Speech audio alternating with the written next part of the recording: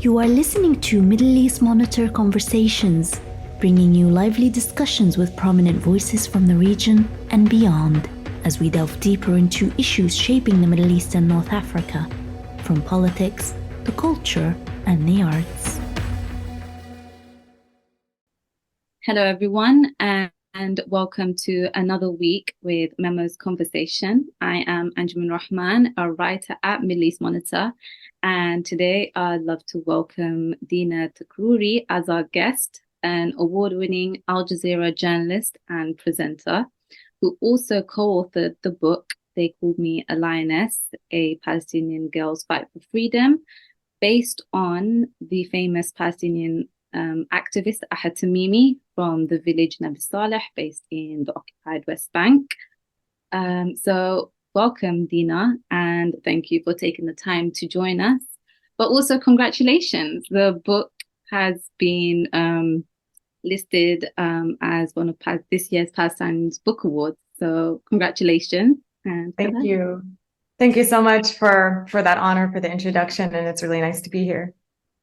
Okay, so Dena, there's so much to talk about, but what I'm aware of is you had the opportunity to not only meet Ahed Tamimi, but you also spent a significant amount of time with her, and your relationship developed, which finally resulted into a whole memoir about her. So what I'd like to begin by is exploring how you came about initially meeting her, and then how the process unfolded for you guys to come to the decision that a book had to be written about her. When it comes to the Palestinian landscape and its politics, there's a lot of activists. So why did you feel a book had to be written about her? Why did you feel everyone else needs to also know her and get to know her on a personal level, and not what we just know when we see of her on the screen? I think so much of it actually just comes down to Kismet. So 5 years ago, in the summer of 2018, I was in Palestine visiting my family in the occupied West Bank, which I do often. Most of my trips lately have been reporting trips, but I was there just on a summer vacation with my mom, just trying to, spend time with family and enjoy. That was the time during which she was serving her 8-month prison sentence. And sometime in mid-July, I was supposed to fly home, but a few activists who were close to her family and working on the campaign for her freedom suggested that I stay, that she was expected to be released within the next week or two, and that I should report on it. So I pitched that idea to my bosses at AJ Plus. I pitched the idea of doing a documentary basically about her generation, Palestine's young resistance and background of her story, and they approved it, luckily. So from there, I went to Nabi Saleh, and I spent a week there prior to her release reporting and getting to know the backstory of this courageous young girl that had captivated the world with her story, with that famous slap.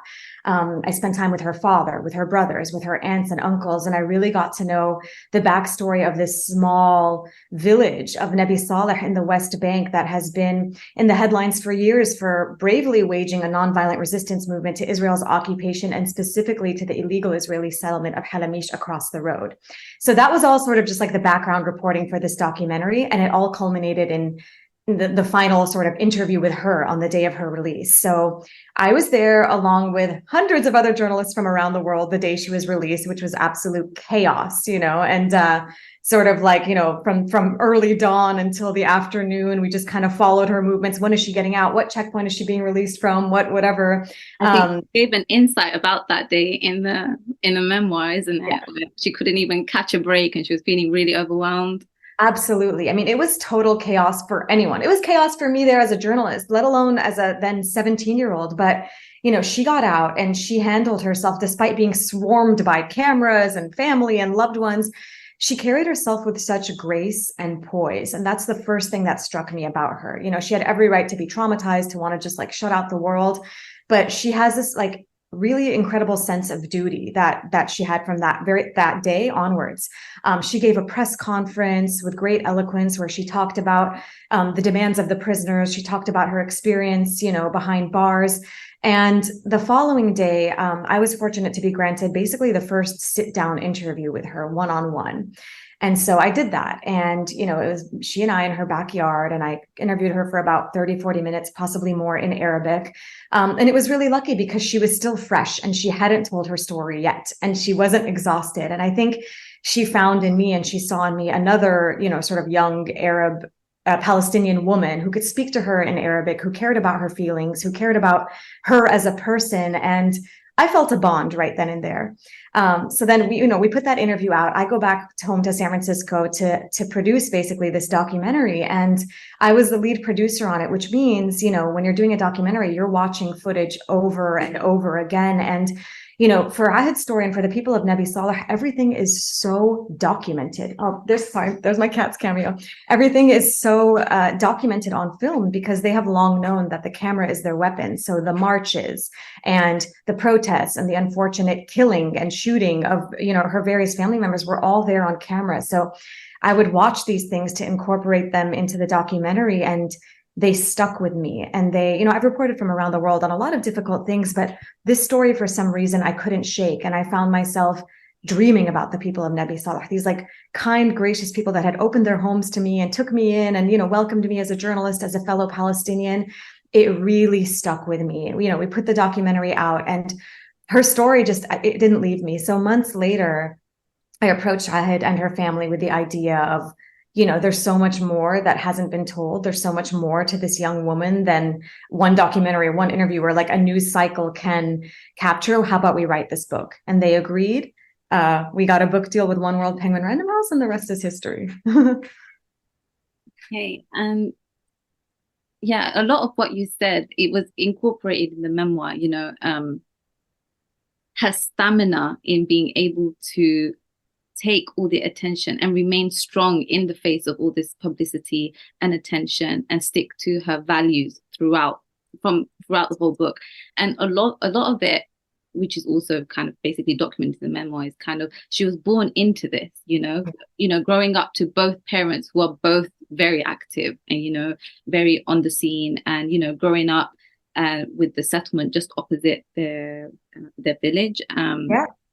And so while you were there, you got to experience firsthand of what they've also been going through, for her since birth. And, she's had to suffer, with her father being imprisoned multiple times, and, seeing her own cousins and brothers being basically abused by the Israeli soldiers, which resulted in that slap. When you got to interact with her, you got to see all sides of Ahed Tamimi, not just her strong side, also moments of vulnerability, which she opened up to you only about. What else do you think is that not many people are aware about Ahed Tamimi when it comes to her or her family, but you got to see yourself? And why did you think it was important to include that in the book? Yeah. So just to follow up, yes, so that was the reporting in 2018. And then I flew back out once we got the book deal a little over a year later, and sat with her at length, which is, I think, the moments that you're describing too, like days on end, hours on end, alone in a room, talking about everything. I had struck me just, I think a lot of people, perhaps maybe within Palestinian society too, were quick to just kind of, assume that she's enjoying this fame or that she likes the spotlight. And I can tell you, it couldn't be further from the truth. Ahed is someone who's incredibly humble, kind of shy, very grounded, shuns the spotlight at every opportunity she gets. She says, "This is not about me." She uses her platform to shed light on the Palestinian plight and on the plight of Palestinian prisoners and everybody else. She strikes me as just a very grounded, kind, humble, reluctant hero.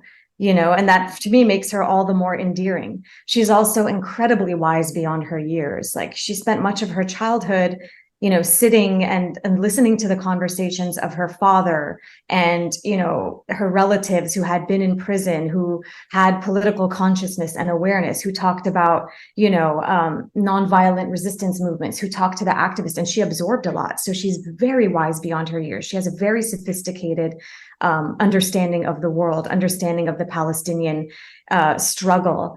And she's also, at the end of the day, she's just a normal, now she's a young woman, but at the time she was just a normal child. Like, I think we tend to really romanticize Palestinian children as these brave, the boys are little men and they're courageous and it's a different brand of courage. And that's true. But first and foremost, they are children, right? So if you read the book, you'll read about the fear, like the overwhelming fear she had as a young child when these protests started and when Israel, the Israeli forces began firing tear gas and stun grenades and eventually live ammunition at the villagers, she would hide under the table for hours and hours and beg and and beg her parents not to go out. Like she was a fearful child, just as anyone would be in that circumstance. And she overcame that fear. And so I think, she was really vulnerable with me in talking about all these different aspects of her life and her own development. And I tried to capture that because I think it's very important to recognize the multifacetedness of children like her and of people who live in those type of circumstances. They're kind of left with no choice but to adapt to the situation. Exactly. Yeah, she was. I remember well that she was reluctant in joining the weekly protests as well. It took her time to actually go out there. And then she started from afar and then eventually joined in all the chaos at the forefront of the marches. So as you were documenting every stage of her life so far, and, from, having to sacrifice from joining in the school exams because they imprisoned her during that time, but then, she had she found newfound ambitions during her time in imprisonment because she got to meet Khalida Jarrah and, the school setups within the prison system and, and then having to look after her family by herself, each stage of her life, it just seemed to like transform her and she experienced a serious growth out of no choice, but she handled it really well. How do you, what would you say in your point of view as, I'll say, a friend of hers now, as well as a co-author, would you say was the most transformative period for Ahed? I don't know if there was one single most transformative experience. I think a lot of the violence that she witnessed and experienced herself as a child sort of helped make her this really brave, fearless, ready to confront the occupation and by any means necessary. That was definitely formative. I think, in the prison section of the book, we definitely detail her political consciousness and how through the education of fellow detainees like Khalida Jarrah, she and the other young women and girls learned humanitarian law and international human rights law. And she was able to understand how the life that she has lived under this brutal military occupation in Israel has been one constant international law violation after another. She was able to name the terms and detail every single experience from the moment of her arrest to how they took her, in a Jeep, abducted her in the middle of the night without a warrant, without a parent, without anything, to her interrogation, which was conducted by men there should have been a woman in the room. There was not. There should have been a parent in the room, a lawyer in the room, none of them. To, every single moment of her experience, she realizes, and she even says in the book, like, I haven't been living a life. I've just been living one giant violation. And I think that was a very pivotal and transformational experience, just that education and how it empowered her with this knowledge and vocabulary and tools to better articulate how what she had experienced and what the Palestinian people are experiencing is completely unconscionable, but also tremendous numbers of violations of international law. How did you feel during the process of writing this book and, observing her, listening to her, being in conversation with her, and also seeing the daily life, the normal daily life of her, spent eating with her family, talking with her family. We also get an insight of that normality within the memoir as well. I'd say there's a huge contrast of the normality and the abnormalities when it comes to the the illegal occupation and the restrictions imposed as a result of those abnormalities. What touched you as the co-author and putting it together? I was, first and foremost, I just felt incredibly privileged and grateful and fortunate that she trusted me enough to embark on this journey with me. And, there were times when we were like alone in that room and I was interviewing her where, it was a roller coaster of emotions. At times I was completely riveted by what she was telling me, by details of like, just her internal monologue, her thinking, her what goes on in her head when she's in high school and they're going to Beit Il to protest and they're covering themselves with kufiyas and they're getting tires from the gas station to give to the guys to light on fire and create a smoke screen. Like those little tiny details are just super fascinating to me, as well as, when she was detailing how, for example, like just with I've read a lot about Israeli prisons. I visited some, but I didn't know just sort of the TikTok day-to-day, like minute details, which are also incredibly interesting, tragic, horrifying, but interesting. Like we write about the transfer vehicle that takes the prisoners from the prison to their military court trials in the Bosta, and how horrific that journey is. And so that was like, there were so many moments where I was like, wow, I've never heard this. I can't wait for other people to read this. Like this has to be known. Yeah, I didn't know they were in the Bosta with other prisoners who are murderers, yes, and other Israeli prisoners as well. Israeli civilian criminal prisoners. Yeah, I did murder, not rape, drugs, everything. That's what, yeah. The book really details to such an extent, like even her waiting outside the trial room in a metal cage. And she's sitting there for hours, and she's feeling the metal in her bones, the coldness, the food. Right. Like the details that went into it is just, it might be like a page long, but it felt like a whole book in that page, because we also, as readers, feel to some extent the pain and the humiliation and the tragicness of it all. And so as us readers reading it, getting emotional, I can't imagine how you directly hearing it is just, yeah. At the time while I was interviewing her, it was definitely an emotional roller coaster. There were times where I cried because what she's telling me is incredibly sad. And then you're sitting there and you're thinking, this girl went through all of this. She saw all of this. She saw her uncle murdered in front of her. She saw her mother shot as a child. And, for me as a Palestinian American who grew up in the US, there's always this, but who visits often, and all my family is pretty much in the West Bank.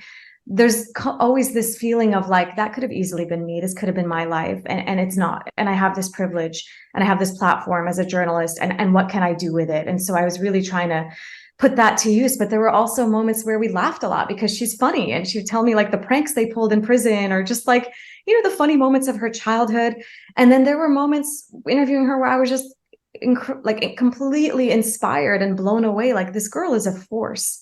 I think she's a once in a generation voice. And I remember, and I don't want to spoil the book for those who haven't read it, but there was a moment towards the end of our, time together in interviews where I was like, okay, I had like, the reader at this point, they've read all about your life. They've read about your childhood. They've read about your relatives who were shot and killed. They've read about your imprisonment. They understand the occupation. They understand these other Palestinian children who were burned or killed, Mohammed Abu Khdeir or Ahmed Dawabshe.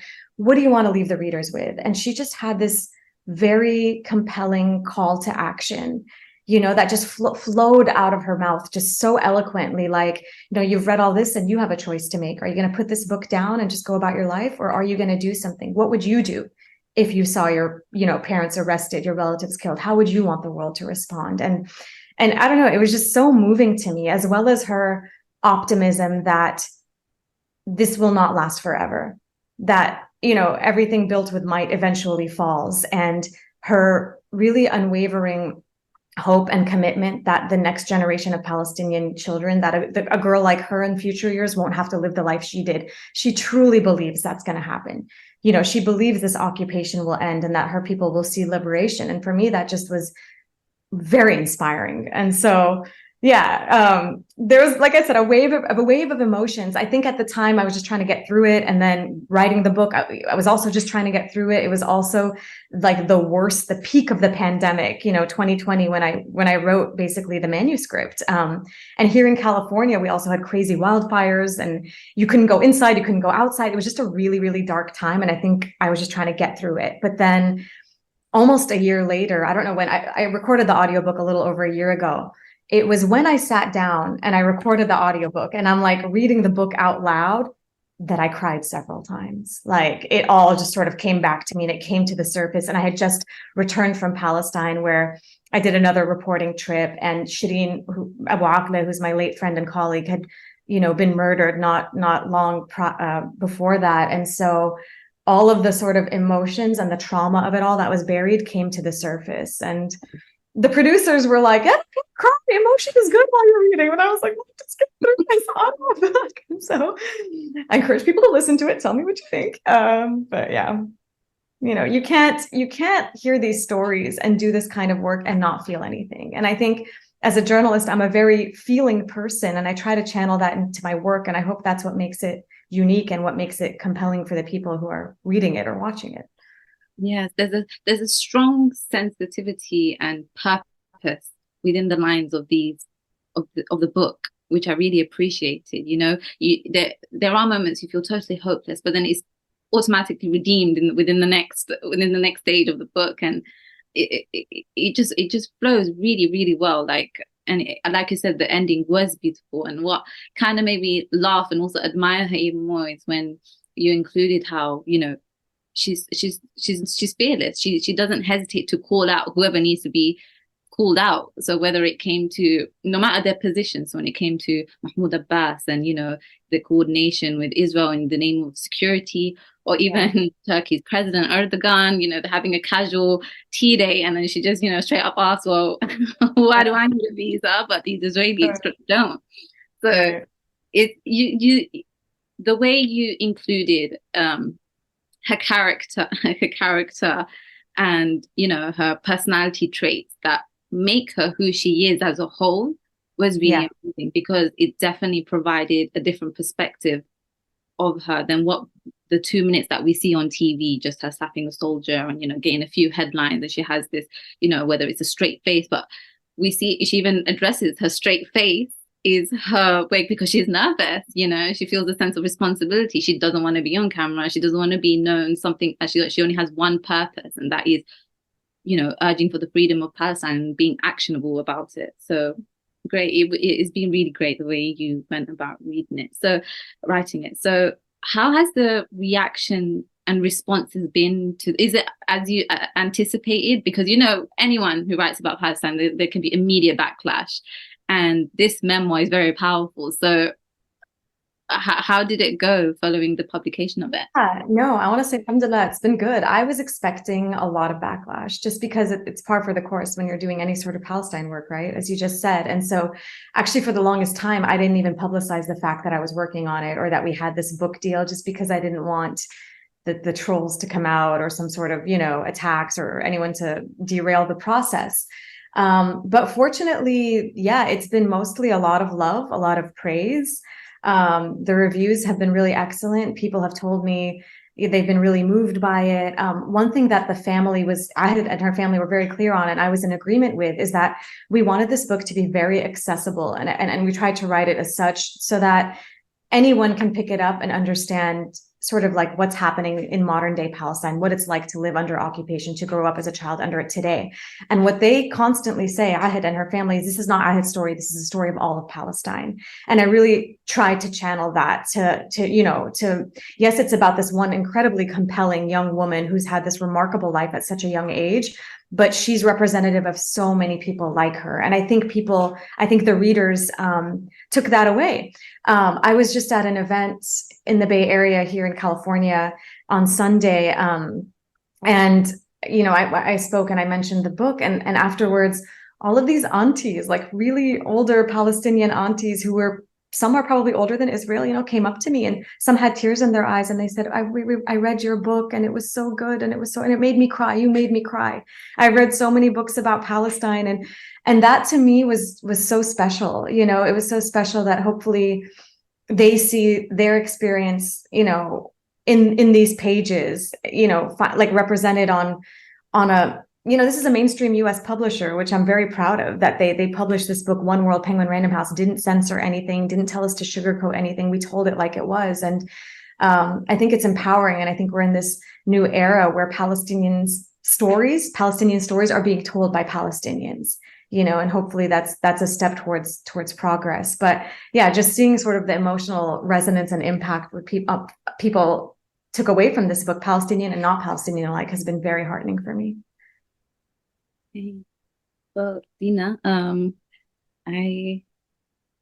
got to address everything I wanted to when it came to this book. Is there anything else you would like? Is there any possibility, part two maybe? Or what's No, that not thinking part two. I do want to say that we just marked the 1 year since it was published, and it just came out in paperback. So I'm carrying the paperback version here, which I'm, super excited about. And I would encourage anyone to buy it where books are sold, in your local bookstore, even on Amazon. It actually helps authors when you leave a review there.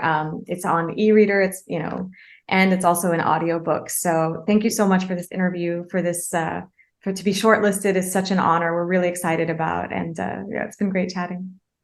No, congratulations to you, and thank you to you for bringing this book about. And it's significant to be able to educate people when it comes to these leading figures, and to make people aware of what's happening out there and who's doing what about it.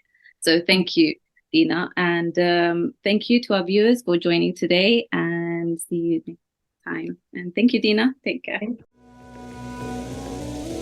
This was Middle East Monitor Conversations, brought to you by the Middle East Monitor in London.